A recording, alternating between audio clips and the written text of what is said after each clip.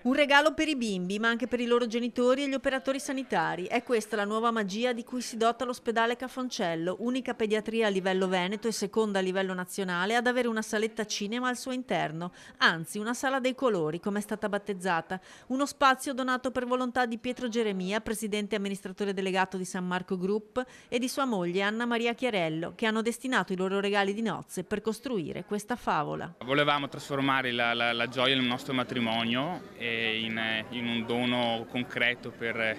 la comunità e per soprattutto i bambini in questo caso dell'ospedale, e quindi è stato il regalo più bello fare questo spazio speciale dove i bambini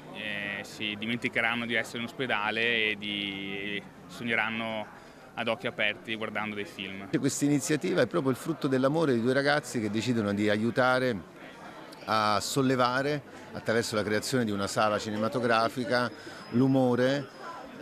lo stato d'animo dei bambini all'interno di un ospedale, e credo che sia nella sua semplicità disarmante, come tutte le iniziative che nascono effettivamente dal bisogno di creare colore, luce. Un luogo di cura che diventa luogo di leggerezza, di creatività e di crescita. Questo aiuterà sempre di più affinché i bambini, quando entrano in ospedale, non soffrano e riescano ovviamente a capire che comunque sono in un ambiente umano e confortevole, perché avranno il giocare in corsia, avranno il cinema e avranno altre situazioni che faranno loro dimenticare il dolore e il fatto di essere in ospedale. Pensiamo di utilizzarlo e verrà utilizzato anche come formazione per noi il personale. Ad esempio adesso stiamo pensando a una proiezione di un film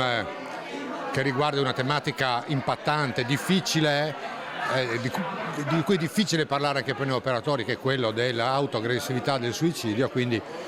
un cortometraggio che sia poi lo spunto per noi operatori per riflettere, cercare di approfondire e di migliorare le nostre capacità di gestire situazioni cliniche difficili. Abbiamo parlato con l'ospedale sulla programmazione dei prossimi mesi, dei prossimi anni. Ci sono dei bellissimi progetti e siamo sicuri che faranno un ottimo lavoro, questo non abbiamo dubbi. Ed è un cinema per la comunità, quindi